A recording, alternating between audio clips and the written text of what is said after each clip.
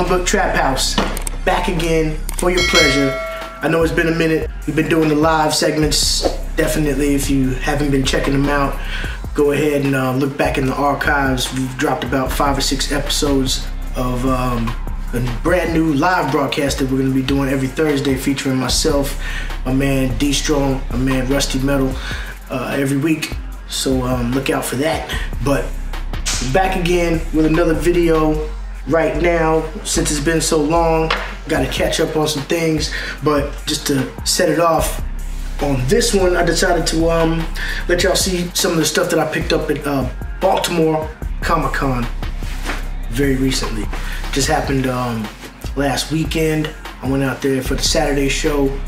I gotta say, that is definitely an amazing con to go to. I live in New York City, and anybody who lives here and frequents New York Comic Con knows exactly what I'm saying when I say that it's a zoo up in there. You know, it's just too much big stars and things like that. It's kind of like how South by Southwest used to be, a little bit more about the independent artists, and then the big companies moved in and it just kind of blew off. But in that vein, Baltimore Comic Con is not more on the hype, it's more on the comic books. You know, there's vendors, there's people there buying and trading, and that's the main thing. Of course, it has different personalities and loads of artists and writers and comic book personalities that you want to meet and get your book signed by. You know, not necessarily the stars of Walking Dead, which is nothing wrong with that. But you know, that's not what I'm going there for. Anyway, I'm gonna let y'all check out some things that I picked up. Of course, I have to start it off with their particular exclusives that came out, like this Dark Arc #1. This is After the Flood. This is the Boston Comic Con exclusive right here. I'm talking about. This is the Baltimore Comic Con exclusive right here. Along with that came a Baltimore Comic Con Bloodshot exclusive. Bloodshot, if you haven't already seen it, just dropped a brand new trailer for the movie that's coming out, starring Vin Diesel. That's Ving Rhames. Vin Diesel. Ving Rhames probably would have been a much better choice, actually, now that I say it, you know, because I mean, God, Vin Diesel, not really big on his acting, but yeah, he might nail it. I'm not gonna, you know, start hating on people, you know, big up, you know, they chose him for a reason. We'll see what happens. Bloodshot, exclusive right there from Baltimore Comic Con, also coming to a theater near you. All right, I picked up some different issues that I need to fill on my Eternals run, Volume 1 of the Eternals, right here, 11, 13, 15, 12, and 8. Yeah, I was especially looking for this number 15 with the Robotic Hulk. First appearance of the Robotic Hulk. That was dope. I read that whole run. I read the Neil Gaiman run also. I've been trying to fill that in too. I think all I need left is at number 7. But hey, it's this one. I think my boy Paracon will agree, kind of left us a little bit in the cold. And it wasn't that very climactic of an ending. But I think if they're gonna go with anything, they should hopefully base this movie a little bit more on the Neil Gaiman run. It gives it a little bit more of the chance to hop into the MCU world. All right, here's some different little tidbits I picked up along the way. I have different bins, different prices. I needed this one back in the day. I had it. Actually, I think I still have this one. I gotta go back through my stuff that's still left in Dallas that I haven't sent yet, but not too sure. But I found it for a very, very, very cheap price, so I couldn't pass it up. Wolverine #2. The earlier volumes. This one right here, Namor. I'm just kind of going a little bit in on certain Namor stuff that I don't have. This was only a quarter when it was brand new, you know what I'm saying? And I think I bought this out of a 50-cent bin, so I paid double price for this. This is probably the most expensive book that I bought, you know, considering how much it's inflated. All right, Ruins. These are dope because of those covers. There's only 2 issues in this run. Anyway, I got them both out of that 50-cent bin, same 50-cent bin. These are those books that have the ill covers. I should take them out right quick here.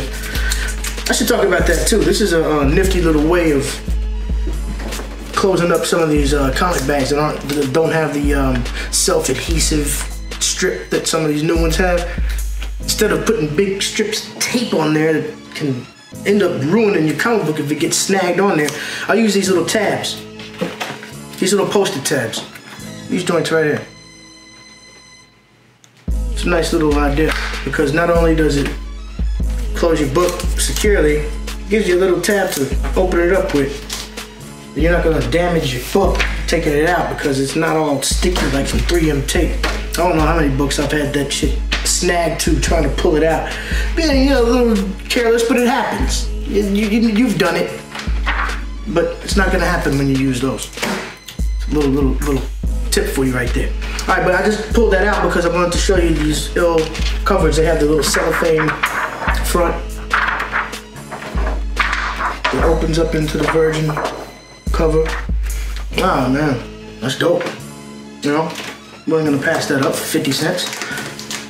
Both issues in the series right there. Marvel's Ruins. All right, found these, and I think these were out of a $5 bin. Couple Venom joints, Venom ink. Definitely was a good one to grab a hold of right there. I didn't have that one. And this is 165. This is the first appearance of Sleeper, Baby Sleeper or something like that. The first appearance of his infant symbiote, something like that. Needed this one. Amazing Spider-Man, number 365. Of course, this is the first 5-page preview of Spider-Man 2099 that shows up. It's got the ill holographic cover right there. I don't know if you can make that out on video, but it's dope. Needed that one. Added that one. Keeping it in the Spider-Man vein. Needed this one. Grabbed it up. Lethal Protector number 4. The first appearance of so many of the Carnage symbiotes and all that, you know, the Foundation shit. Oh my god. All of them. Scream, Riot, Phage. All of them make their first appearance in this one. A lot of other ones. This was a pretty interesting first appearance that I went ahead and grabbed. Ooh, yeah. Take a close look at that, baby. That's right. That's not a True Believers, y'all. That's Amazing Spider-Man 361. First appearance of Carnage. I wasn't playing any games at Baltimore Comic Con this year, obviously. Moving on. I filled in some gaps with Masters of Kung Fu. Found a lot of keys over there in the $2 box. These were all $2 a piece. Number 29, 105, 107, 115, yeah, 110, 115, and final issue 125 right here. Needed those to fill in some gaps.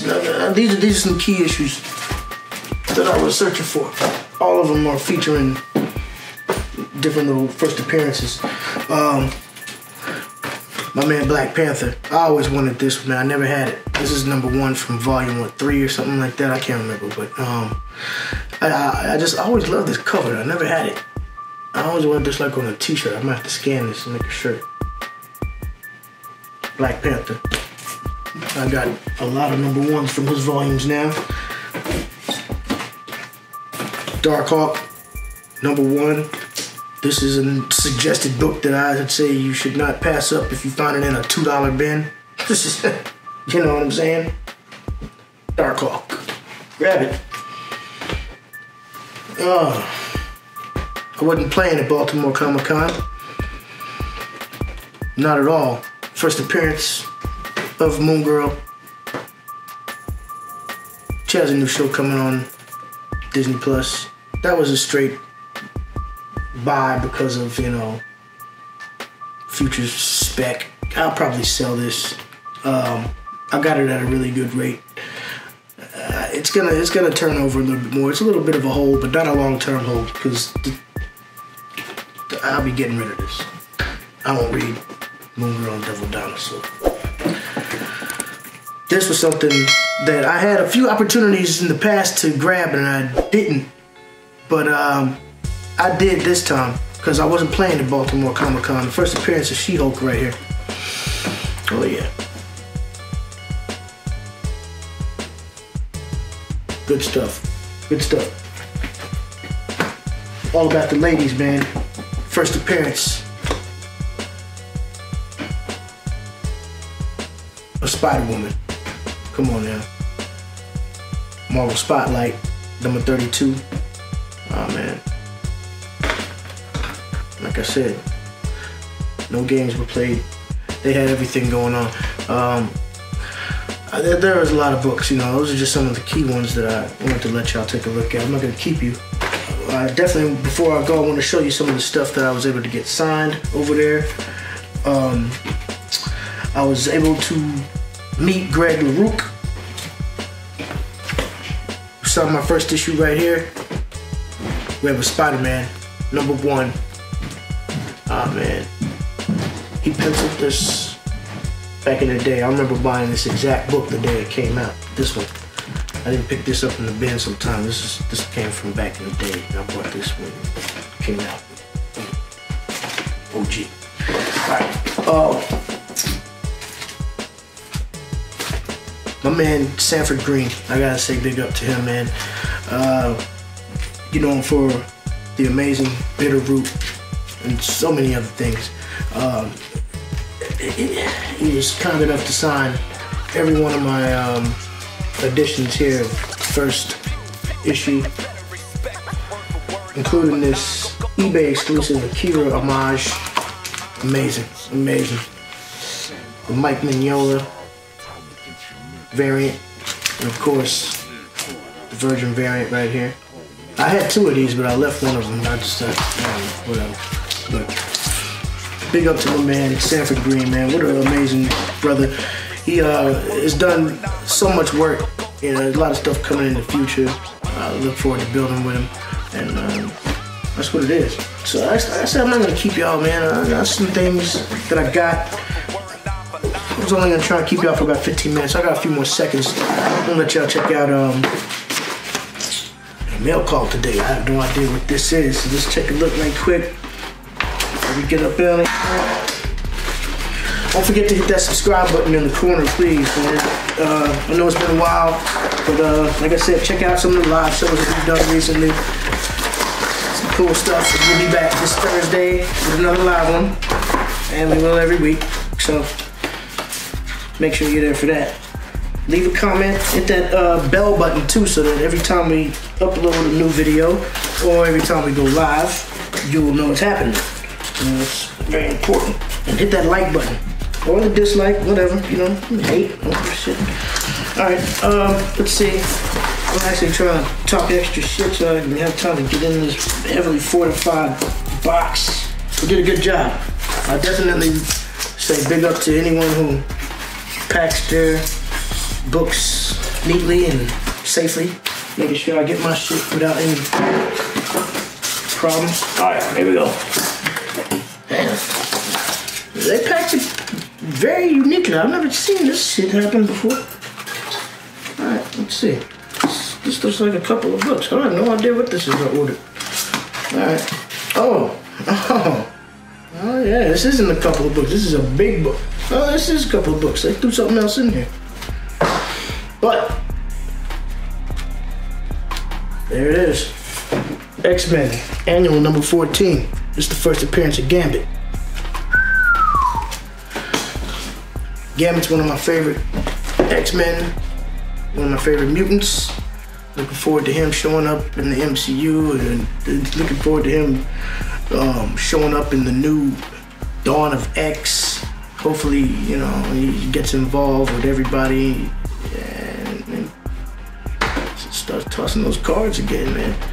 All right, I want to see what this is that's inside of it. There's something else. So I got this.